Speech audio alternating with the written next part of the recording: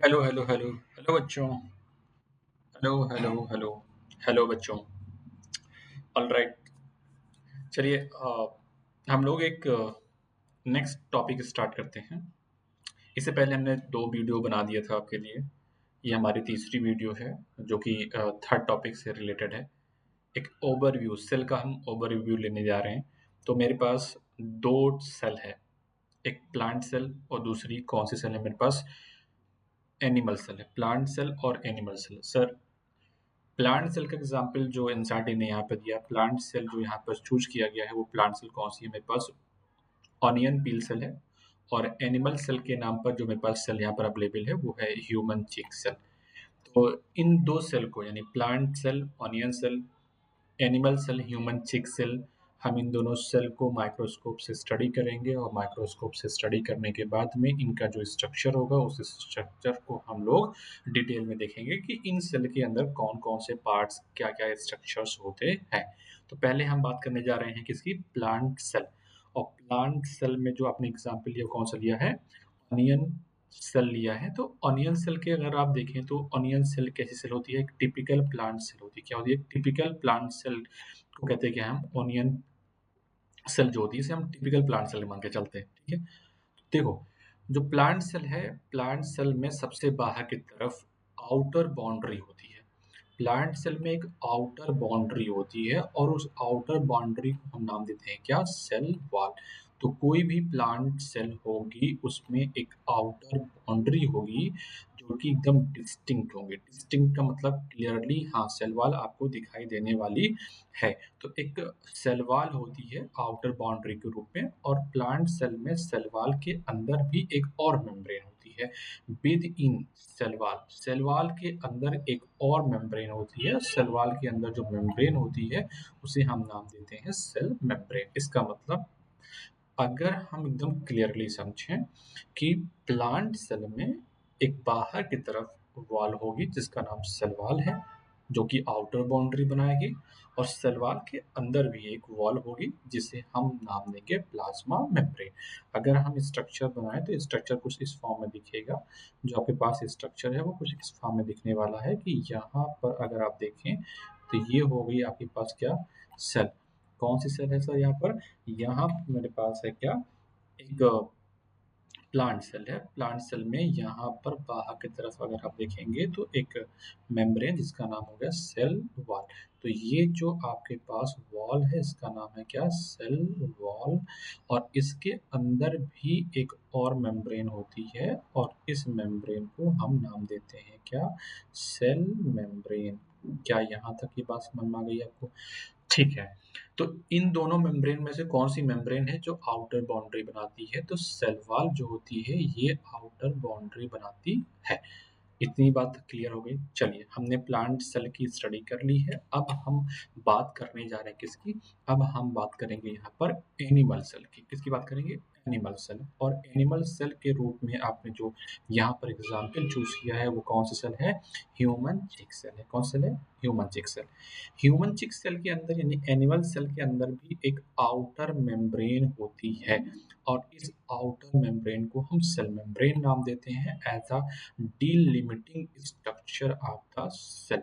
यानी animal cell में जो डीलिमिटिंग स्ट्रक्चर होती है उस मेम्ब्रेन का नाम होता है सेल मेम्ब्रेन। यहाँ तक की मेम्ब्रेन की बात दोनों सेल में क्लियर हो गई होगी आपको।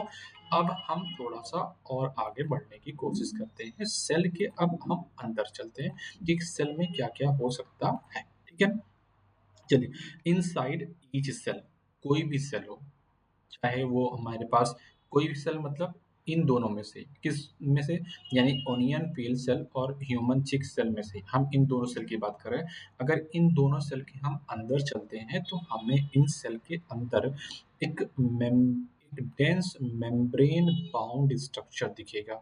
और इस डेंस मेम्ब्रेन बाउंड स्ट्रक्चर को क्या नाम देते हैं? न्यूक्लियस। इसका मतलब प्लांट सेल और एनिमल सेल में, दोनों सेल में क्या दिखेगा? न्यूक्लियस दिखेगा। क्या दिखेगा? न्यूक्लियस दिखेगा। किस सेल में? प्लांट या एनिमल सेल? दोनों सेल में। क्योंकि दोनों सेल किस टाइप की सेल का एग्जाम्पल है? Eukaryotic cell. चाहे वो ऑनियन की सेल हो चाहे वो ह्यूमन की सेल हो, दोनों कैसी सेल होती हैं सर? ये दोनों होती हैं यूकैरियोटिक सेल। कैसी होती हैं? यूकैरियोटिक सेल होती हैं।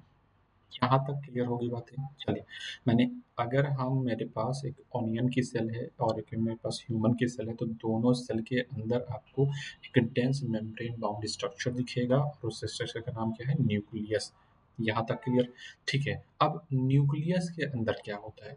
अगर हम न्यूक्लियस की बात कर रहे हैं, तो न्यूक्लियस में क्या होता है हमें ये देखना है। न्यूक्लियस के अंदर अगर आप देखोगे तो आपको न्यूक्लियस के अंदर क्या दिखेगा? क्रोमोसोम। क्या दिखेगा? क्रोमोसोम दिखेगा। और क्रोमोसोम पर क्या होता है? क्रोमोसोम पर होता है जेनेटिक मटेरियल, और उस जेनेटिक मटेरियल को क्या कहते हैं हम? डीएनए। यानी कि सेल, सेल के अंदर मेम्ब्रेन बाउंड स्ट्रक्चर जिसका नाम न्यूक्लियस, न्यूक्लियस के अंदर क्रोमोसोम, क्रोमोसोम पर क्या? जेनेटिक मटेरियल, जिसे कहते हैं क्या है हम? डीएनए। मेरी बात यहाँ तक आपको समझ में आ चुकी होगी। अब हम थोड़ा और डिटेल में स्टडी करने जा रहे हैं, ठीक है ना? चलिए, कह रहे हैं सर सेल्स के अंदर, अब हम दो यहाँ पर सेल्स लेके चल रहे हैं, एक एनिमल सेल और एक प्लांट सेल, यानी ओनियन की गिल सेल और दूसरा ह्यूमन चिक सेल, हम दोनों की बात कर रहे हैं यहाँ पर।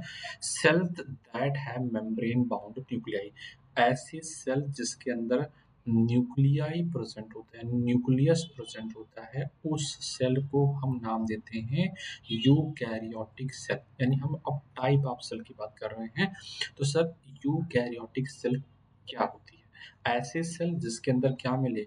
मेम्ब्रेन बाउंड न्यूक्लियाई, यानी मेम्ब्रेन से सराउंडेड न्यूक्लियस दिखता है, ऐसी सेल को हम कहते क्या है? यूकैरियोटिक सेल कहते हैं। लेकिन अगर किसी सेल के अंदर मेम्ब्रेन बाउंड न्यूक्लियस एब्सेंट होता है, यानी एनसीईआरटी कहती है सेल दैट लैक, लैक माने होता है एब्सेंट होना, मेम्ब्रेन बाउंड न्यूक्लियस, जिस सेल के अंदर मेम्ब्रेन बाउंड न्यूक्लियस एब्सेंट होता है, ऐसी सेल को हम नाम देते हैं क्या? Prokaryotic cell. इसका मतलब मेरे पास सेल के नाम पर दो टाइप की सेल होती हैं। एक मेरे पास होती है यूकैरियोटिक सेल, दूसरी होती है प्रोकैरियोटिक सेल। कैसे डिफरेंशिएट करेंगे कि ये यूकैरियोटिक सेल है और ये प्रोकैरियोटिक सेल है? तो हमें सेल के अंदर झांकना पड़ेगा। अगर आप सेल के अंदर देखोगे, तो अगर आपको मेम्ब्रेन बाउंड न्यूक्लियाई दिखता है सेल के अंदर, तो ऐसी सेल कहलाती है यूकैरियोटिक सेल। और अगर मेम्ब्रेन बाउंड न्यूक्लियाई एब्सेंट है, तो उसे हम कहते हैं क्या? Prokaryotic cell. यहाँ तक की बात आपको समझ में आई होगी। अब नेक्स्ट टॉपिक पे आगे बढ़ते हैं, और जब टॉपिक पे आगे बढ़ेंगे, चीजें आपको और ज्यादा समझ में आएंगी, ठीक है? चलिए, हम बात कर रहे हैं सेल के टाइप की। कह रहे हैं इन बोथ, चाहे वो प्रोकैरियोटिक सेल हो चाहे वो यूकैरियोटिक सेल हो, दोनों सेल के अंदर, प्रोकैरियोटिक और यूकैरियोटिक सेल, दोनों सेल के अंदर क्या प्रेजेंट होता है? फ्लूइड प्रेजेंट होता है। कैसा फ्लूइड होता है? Semi fluid matrix. कैसा matrix? Semi fluid matrix present होता है। और इस सेमी फ्लूइड मैट्रिक्स को हम क्या नाम देते हैं? साइटोप्लाज्म। क्या नाम देते हैं? साइटोप्लाज्म नाम देते हैं। तो बताओ, साइटोप्लाज्म जो है कैसा फ्लूइड होता है? सेमी फ्लूइड मैट्रिक्स होता है, ठीक है? अब साइटोप्लाज्म में फ्लूइड है, तो फ्लूइड जहाँ भरा होगा उसे हम क्या कहेंगे? वॉल्यूम कहेंगे। यानी जो साइटोप्लाज्म होता है वो सेल के वॉल्यूम को ऑक्यूपाई करता है। यानी अगर मैं यहाँ पे बात करूँ कि ये एक सेल है, तो इस सेल, यानी ये मेरे पास जो मैंने बाउंड्री बना दी, इस बाउंड्री के अंदर आपको कुछ स्पेस दिख रहा है, तो जो स्पेस दिख रहा है, ये स्पेस इसका वॉल्यूम कहलाएगा। और इस वॉल्यूम के अंदर क्या भरा होगा? फ्लूइड भरा होगा। और यहाँ पर जो फ्लूइड भरा हुआ है, ये कैसा फ्लूइड है?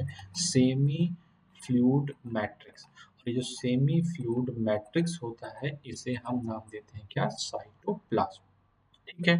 चलिए, अब साइटोप्लाज्म की अगर हम बात आगे करते हैं, तो साइटोप्लाज्म में क्या होता है? साइटोप्लाज्म के अंदर चलती है क्या?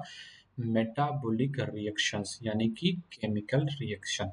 और जब साइटोप्लाज्म में केमिकल रिएक्शन चलेंगी, तो मैंने इसे क्या कहा कि साइटोप्लाज्म क्या है? मेन एरिना है सेलुलर एक्टिविटी करने का। वो चाहे प्लांट सेल हो और चाहे कौन सा सेल हो? एनिमल सेल हो। प्लांट सेल हो चाहे एनिमल सेल हो, दोनों में जो सेलुलर एक्टिविटी, सेल के काम करने की जो जगह है वो क्या है? साइटोप्लाज्म। मेन एरिना, एरिना का मतलब होता है साइट, वो जगह जहाँ पर काम को परफॉर्म किया जाता है, किसी भी कार्य को किया जाता है। तो अगर आपसे पूछा जाए प्लांट और एनिमल सेल में वो कौन सी जगह है जहाँ पर सेलुलर एक्टिविटी को परफॉर्म किया जाता है या सेलुलर एक्टिविटी की जाती है, उसका मेन साइट क्या है सेल के अंदर? तो आप बताएंगे साइटोप्लाज्म। क्या है? साइटोप्लाज्म। फिर से बताइए मुझे, साइटोप्लाज्म क्या होता है? सेमी फ्लूइड मैट्रिक्स होता है जो सेल के वॉल्यूम को ऑक्यूपाई करता है। सेल का जो भी वॉल्यूम होगा उसके पूरे वॉल्यूम के अंदर क्या भरा होगा? फ्लूइड भरा होगा। उस फ्लूइड को कहते हैं क्या? हम साइटोप्लाज्म के नाम से जानते हैं। साइटोप्लाज्म जो होता है प्लांट और एनिमल सेल के अंदर, वो मेन जगह होती है, वो मेन साइट होती है जहाँ पर सेलुलर एक्टिविटी को परफॉर्म किया जाता है। नेक्स्ट कह रहे हैं सर, इसी साइटोप्लाज्म के अंदर बहुत सारी केमिकल्स रिएक्शन चलती हैं और इन केमिकल रिएक्शन की वजह से ही सेल किस स्टेट में बनी रहती है? लिविंग स्टेट में बनी रहती है। तो कोई भी सेल अगर लिविंग स्टेट में बनी रह रही है, अगर वो लिविंग स्टेट में है, यानी सेल अगर जिंदा है, लिविंग है, तो उस सेल के अंदर बहुत सारी क्या चल रही होंगी? केमिकल रिएक्शन चल रही होंगी और इन केमिकल रिएक्शन की वजह से सेल क्या होती है? जिंदा होती है, बोले तो लिविंग स्टेट में बनी रहती है। मैंने अभी तक आपको क्या पढ़ाया? मैंने आपको सेल दिया, दो सेल, एक ऑनियन की सेल, एक human cheek cell. Onion cell एक प्लांट सेल और ह्यूमन चिक सेल एक एनिमल सेल। लेकिन दोनों सेल कैसी सेल हैं? Eukaryotic cell. क्यों यूकैरियोटिक है? क्योंकि इनके अंदर एक मेम्ब्रेन बाउंड स्ट्रक्चर प्रेजेंट होता है जिसे हम न्यूक्लियस कहते हैं। इसका मतलब मेरे पास कोई ऐसी भी सेल्स होती होगी जिसके अंदर मेम्ब्रेन बाउंड न्यूक्लियस एब्सेंट होता होगा, तो उन सेल को हम क्या कहते हैं? प्रोकैरियोटिक सेल कहते हैं। हम बात कर रहे हैं, चाहे प्रोकैरियोटिक सेल्स हो चाहे यूकैरियोटिक सेल्स हो, कोई भी सेल्स हो, हर सेल के अंदर सेल का एक वॉल्यूम होता है। उस वॉल्यूम के अंदर एक फ्लूइड भरा होता है। उस फ्लूइड को हम नाम देते हैं साइटोप्लाज्म। कैसा फ्लूइड होता है ये? मैंने कहा सर ये सेमी फ्लूइड मैट्रिक्स होता है। ठीक है, तो इस फ्लूइड के अंदर क्या चलता है? इस फ्लूइड के अंदर सेलुलर एक्टिविटी चलती है, सेल का काम चलता है और सेल का काम जहाँ होता है वो साइटोप्लाज्म कहलाता है। साइटोप्लाज्म होता है main arena of the cellular activity, चाहे प्लांट सेल हो चाहे एनिमल सेल हो। ये जो केमिकल रिएक्शन चलती है, जो एक्टिविटी होती है, वो केमिकल रिएक्शन के फॉर्म में होती है और केमिकल रिएक्शन इस सेल को क्या बना के रखती है? लिविंग स्टेट में बना के रखती है। अभी तक आपने सेल के अंदर एक फ्लूइड पढ़ा है और सेल के अंदर आपने एक मेम्ब्रेन बाउंड स्ट्रक्चर जिसका नाम था न्यूक्लियस, ये पढ़ लिया। लेकिन क्या सर, न्यूक्लियस के अलावा भी बहुत सारे यूकैरियोटिक सेल में न्यूक्लियस के अलावा भी दूसरे मेम्ब्रेन बाउंड स्ट्रक्चर प्रेजेंट होते हैं। तो यूकैरियोटिक सेल के अंदर जो दूसरे मेम्ब्रेन बाउंड स्ट्रक्चर प्रेजेंट होते हैं, उन मेम्ब्रेन बाउंड स्ट्रक्चर को हम ऑर्गेनील कहते हैं। क्या कहते हैं इन्हें? ऑर्गेनील कहते हैं। तो यूकैरियोटिक सेल में न्यूक्लियस के अलावा जो दूसरे मेम्ब्रेन बाउंड स्ट्रक्चर होते हैं, उन्हें हम ऑर्गेनील के नाम से जानते हैं।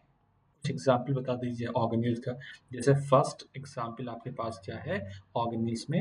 एंडोप्लाज्मिक रेटिकुलम, जिसे हम शॉर्ट फॉर्म में ER के नाम से भी जानते हैं। दूसरा मेरे पास जो सेल ऑर्गेनील्स है उसका नाम है क्या? Golgi complex. Next lysosome, mitochondria, microbodies and the vacuoles. ये कुछ मेम्ब्रेन बाउंड स्ट्रक्चर हैं जो कि यूकैरियोटिक सेल में प्रेजेंट होते हैं। बात समझ में आ गई है? आगे बढ़ते हैं। मुझे बता दीजिए यहाँ पर मैंने यूकैरियोटिक सेल कहा तो प्लांट सेल में प्रेजेंट होगा या एनिमल सेल? दोनों सेल में प्रेजेंट होगा, क्योंकि दोनों सेल कैसी होती हैं? यूकैरियोटिक सेल होती है। लेकिन प्रोकैरियोटिक सेल में मेम्ब्रेन बाउंड ऑर्गेनिल्स क्या होते हैं? एब्सेंट होते हैं। तो आपने दो चीज पढ़ी कि प्रोकैरियोटिक सेल के अंदर मेम्ब्रेन बाउंड न्यूक्लियस भी एब्सेंट होता है और प्रोकैरियोटिक सेल के अंदर मेम्ब्रेन बाउंड ऑर्गेनिल्स भी क्या होते हैं? एब्सेंट होते हैं। यहां तक बात क्लियर होगी। अब हम एक ऐसे सेल ऑर्गेनिल्स की बात करने जा रहे हैं जिसके पास मेम्ब्रेन नहीं होती, यानी non membrane bound organelles. Sir, उस ऑर्गेनिल्स का नाम क्या है? राइबोसोम। क्या नाम है? राइबोसोम। ये कैसा ऑर्गेनिल्स है? नॉन मेम्ब्रेन बाउंड ऑर्गेनिल्स है। कैसा ऑर्गेनिल्स है ये? नॉन मेम्ब्रेन बाउंड ऑर्गेनिल्स होता है, जो कि हर एक सेल में प्रेजेंट है। All cell. ऑल सेल मतलब कि चाहे वो प्रोकैरियोटिक सेल हो और चाहे कैसी सेल हो? यूकैरियोटिक सेल हो।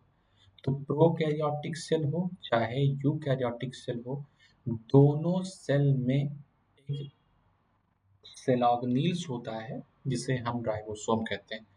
लेकिन इस सेल ऑर्गेनील्स के पास कोई भी मेम्ब्रेन नहीं होती है, तो हम इसे डायरेक्टली नाम देते हैं नॉन मेम्ब्रेन बाउंड ऑर्गेनील्स। तो अगर कोई आपसे पूछे कि मुझे कोई एग्जांपल बता दीजिए नॉन मेम्ब्रेन बाउंड ऑर्गेनील्स का जो प्रोकैरियोटिक और यूकैरियोटिक दोनों टाइप की सेल में प्रेजेंट होता है, तो उसे आप बताएंगे राइबोसोम।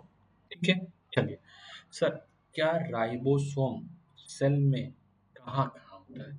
अगर आपसे ये पूछा जाए कि सेल में साइटोप्लाज्म, सेल में राइबोसोम किस किस जगह पे होता है, तो आप बताएंगे कि सेल के अंदर जो राइबोसोम होता है वो साइटोप्लाज्म में तो होता ही होता है, साइटोप्लाज्म में तो रहता ही रहता है।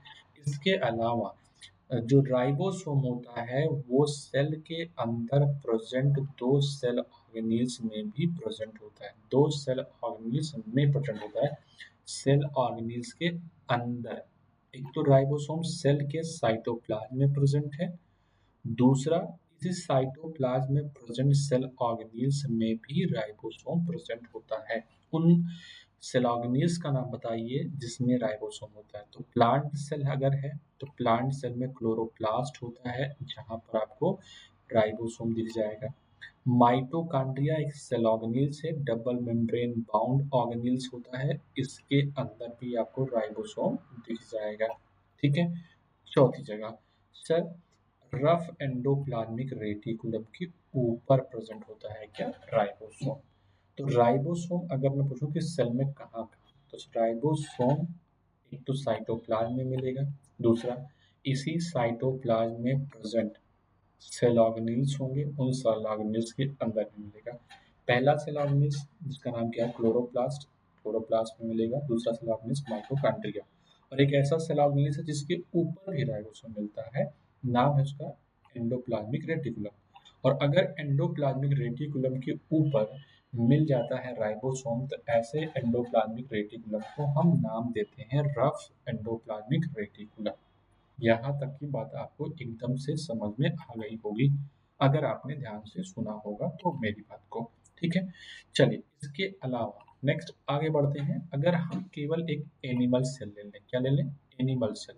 और आपने एनिमल सेल का एग्जाम्पल क्या लिया था? Human cheek cell. तो एनिमल सेल में एक नॉन मेम्ब्रेन बाउंड ऑर्गेनील्स है जिसका नाम क्या है? राइबोसोम।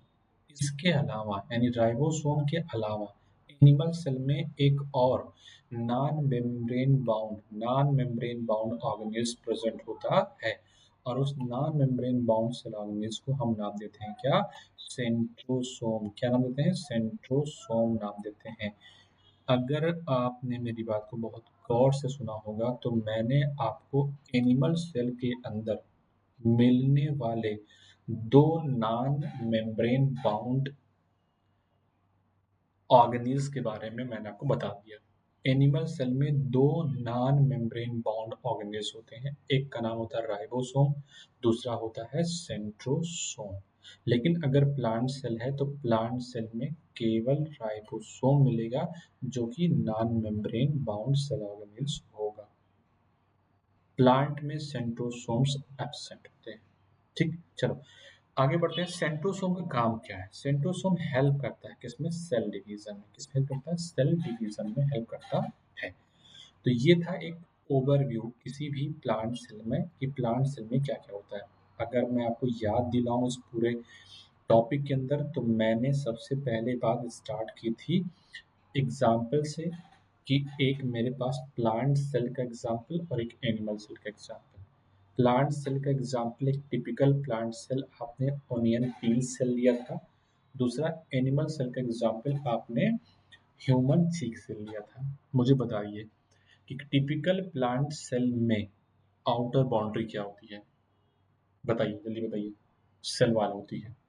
सेल वॉल के अंदर भी एक मेम्ब्रेन होती है जिसका नाम होता है प्लाज्मा मेम्ब्रेन। अगर हम एनिमल सेल की बात करते हैं तो एनिमल सेल के अंदर डीलिमिटिंग स्ट्रक्चर भी एक मेम्ब्रेन, उसका नाम होता है प्लाज्मा मेम्ब्रेन।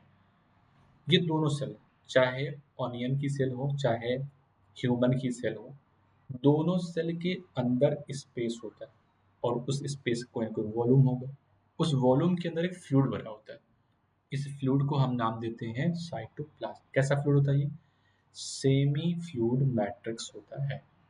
ठीक है। इस साइटोप्लाज्म में क्या चलता है? केमिकल रिएक्शन चलती है और केमिकल रिएक्शन की वजह से सेल किस स्टेट में बनी रहती है? लिविंग स्टेट में बनी रहती है। ठीक है। हमने ये देखा, प्लांट सेल हो चाहे एनिमल सेल, इसमें एक मेम्ब्रेन बाउंड स्ट्रक्चर होता है, इसका नाम होता है न्यूक्लियस। न्यूक्लियस में क्या होता है? क्रोमोसोम। क्रोमोसोम पर क्या होता है? जेनेटिक मटेरियल, जिसका नाम होता है डीएनए। इतना आपने रिवाइज कर लिया। ठीक है। अब देखो, मैंने कहा type of the cell. Cell दो टाइप की होती है, एक यूकैरियोटिक सेल होती है और एक प्रोकैरियोटिक सेल होती है। कैसे पहचानेंगे कि ये यूकैरियोटिक सेल है या प्रोकैरियोटिक सेल है? तो यूकैरियोटिक सेल को पहचानने का तरीका ये, यूकैरियोटिक सेल के अंदर मेम्ब्रेन बाउंड न्यूक्लियस मिलेगा और प्रोकैरियोटिक सेल के अंदर मेम्ब्रेन बाउंड न्यूक्लियस एब्सेंट होता है। बात मेरी समझ में आ गई है? आगे बढ़ जाते हैं, नेक्स्ट बात करते हैं।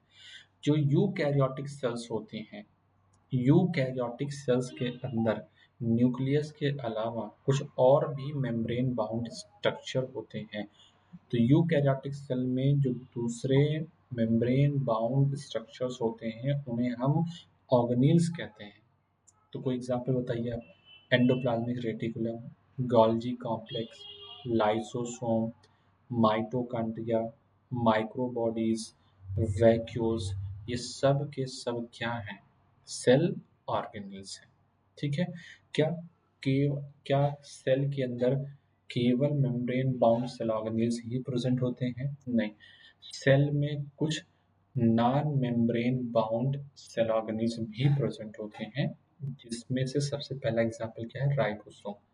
राइबोसोम एक ऐसा सेल ऑर्गेनेल्स है जिसके पास कोई भी मेम्ब्रेन नहीं है, तो कैसा कहलाएगा ये? Non membrane bound cell organelles. Ribosome eukaryotic cell में तो होता ही होता है, साथ में प्रोकैरियोटिक सेल के अंदर भी होता है। अगर कोई क्वेश्चन पूछे कि बताओ प्रोकैरियोटिक सेल के अंदर present non membrane bound cell organelles का नाम बताइए, तो राइबोसोम। ठीक। अब बात आती है एक सेल में राइबोसोम कहाँ कहाँ मिलता है? तो सेल में राइबोसोम साइटोप्लाज्म में दिखेगा, दो सेल ऑर्गेनेल्स के अंदर। पहला सेल ऑर्गेनेल्स माइटोकॉन्ड्रिया, दूसरा सेल ऑर्गेनेल्स क्लोरोप्लास्ट अगर प्लांट सेल है तब। और आपके पास चौथे नंबर पर जो सेल ऑर्गेनेल्स है उसके तो ऊपर मिलता है क्या? राइबोसोम, जिसे कहते हैं रफ एंडोप्लाज्मिक रेटिकुलम। अगर हम केवल एनिमल सेल की बात करते हैं तो एनिमल सेल में राइबोसोम के अलावा एक दूसरा non membrane bound cell organelles मिलता है, इसका नाम होता है सेंट्रोसोम। और सेंट्रोसोम किस में हेल्प करते हैं? सेल डिवीजन में हेल्प करते हैं। यहाँ तक का टॉपिक आपने डिस्कस कर लिया है। अब आगे बढ़ते हैं, सेल के साइज की बात करते हैं। सर, सेल का जो साइज होता है, क्या होता है? सेल का जो साइज होता है, अलग अलग सेल अलग अलग साइज की होती है, यानी साइज जो होता है बहुत ज़्यादा डिफर करता है, कांस्टेंट साइज नहीं होता है। तो सेल का साइज, सेल का शेप और सेल की एक्टिविटी, यानी सेल क्या काम कर रही है, ये सब के सब क्या करते हैं? वैरी करते हैं बहुत ही ज़्यादा, कोई फिक्स नहीं है। ठीक है। चलिए आगे कुछ एग्जाम्पल दिए गए हैं, उन एग्जाम्पल के बारे में पढ़ते हैं। पहली जो हमारे पास सेल है इसका नाम है क्या? माइकोप्लाज्मा। क्या नाम है? माइकोप्लाज्मा। और इसे मानते क्या है? स्मॉलेस्ट सेल्स मानते हैं। क्या साइज होती है इसकी? 0.3 माइक्रोमीटर इन द लेंथ। ये लेंथ में कितनी होती है? 0.3 माइक्रोमीटर की होती है। अगला आपके पास जो ऑर्गेनिज्म उसका नाम क्या है? बैक्टीरिया। क्या नाम है? बैक्टीरिया नाम है। मुझे बताइए, जो बैक्टीरिया होता है, क्या होता है? बैक्टीरिया। तो बताओ बैक्टीरिया की साइज क्या है? सर बैक्टीरिया जो होता है वो 3 to 5 माइक्रोमीटर का होता है। कितना होता है? 3 to 5 माइक्रोमीटर का बैक्टीरिया प्रेजेंट होता है। ठीक है, अगले बात होते हैं, लार्जेस्ट आइसोलेटेड सिंगल सेल का नाम बताओ। तो लार्जेस्ट आइसोलेटेड सिंगल सेल का नाम क्या होता है? एग। किसका egg? Egg of the ostrich. किसका एग? ऑस्ट्रिच का जो एग होता है उसे हम लार्जेस्ट आइसोलेटेड सिंगल सेल मानते हैं। आइसोलेटेड लार्जेस्ट सिंगल सेल मान के चलते हैं। ठीक है, चलिए, अगर हम एक मल्टी सेलुलर ऑर्गेनिजम्स में बात करें तो ह्यूमन की रेड ब्लड सेल की हम बात करेंगे। रेड ब्लड सेल बोले तो आरबीसी की बात करेंगे। और आरबीसी की जो साइज होती है वो होती है 7 माइक्रोमीटर। लेकिन ये लंबाई नहीं बल्कि क्या है? ये डायामीटर। क्या है? ये डायामीटर है। क्या है? ये डायामीटर है। ठीक है ना? चलिए, तो बात आती है आरबीसी डायमीटर कितना होता है? 7 माइक्रोमीटर होता है। ठीक है, चलिए नेक्स्ट सेल की बात करते हैं। जो नेक्स्ट सेल होता है उसका नाम क्या है? Next cell is called the nerve cell. कौन सा सेल है? नर्व सेल है। Nerve cell is the longest cell. कौन सेल है ये? लॉन्गेस्ट सेल है। Nerve cell is the longest cells. आगे कह रहे हैं सेल, तो साइज हमने पढ़ लिया। अब सेल का हम शेप भी पढ़ेंगे। तो सेल अपने शेप में बहुत ज़्यादा वेरी करता है। सेल का जो शेप हो सकता है वो डिस्क लाइक हो सकता है, यानी कि डिस्क डिस्क लाइक हो सकता है। पॉलीगोनल हो सकता है। पॉलीगोनल के साथ में ये आपके पास कोलुमनर हो सकता है। इसके अलावा क्यूबॉइडल सेल हो सकती हैं। किस सेल हो सकती हैं? क्यूबॉइडल हो सकती हैं। थ्रेड लाइक सेल हो सकती हैं। थ्रेड से or even the irregular shape की भी सेल हो सकती है। ये हो गया शेप की बात।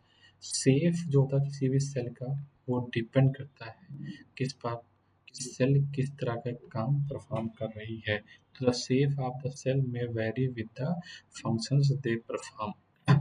सेल जैसा फंक्शन परफॉर्म करती है उसी हिसाब से उसका जो शेप होता है वो चेंज होता रहता है। अब आपके पास कुछ फिगर में शेप दिए गए हैं, इनके डायरेक्ट शेप को आपको याद रख लेना है। ठीक है ना? चलिए, पहला शेप, पहला हम सेल पढ़ लेते हैं। सेल जो है आपके पास है कौन सी है? अगर आप देखेंगे तो यहाँ पे जो सेल है वो कौन सी है? RBC cell. किसकी है? RBC. First cell is called RBC. Red blood cells. Shape बताओ? Round and bound biconcave. White blood cells. White blood cells का जो शेप होता है वो अमीबॉइडल शेप होता है। कैसा होता है? अमीबॉइडल शेप का होता है। अमीबॉइड शेप के होते हैं। नेक्स्ट मेरे पास जो सेल है उसका नाम है कोलुमनर एपिथेलियल सेल, जो कि लॉन्ग और कैसी होती है? नैरो होती है। लॉन्ग एंड नैरो होती है। Fourth cell is called the nerve cell, branch and long होती है। Third cell is called the tracheids. Tracheid कैसी होती है? इलोंगेटेड। इसके बाद नेक्स्ट जो सेल है उसका नाम क्या है? Mesophyll cell. कैसी होती है? Round and yellow. तो कुछ सेल का हमने शेप पढ़ा है, साइज पढ़ा है। बाकी आगे का जो टॉपिक है हम वो नेक्स्ट वीडियो के अंदर क्या करेंगे? डिस्कस करेंगे। फिलहाल के लिए जितना मैंने आपको पढ़ाया है उतना आप रिवाइज कर लीजिए। 3 वीडियो है, छोटी छोटी वीडियो है। आप वीडियो देख करके अपना चैप्टर रिवाइज कर सकते हैं।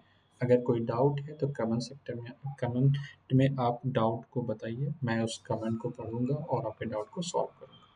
ठीक है, चलिए आज के लिए इतना ही। धन्यवाद। Thank you.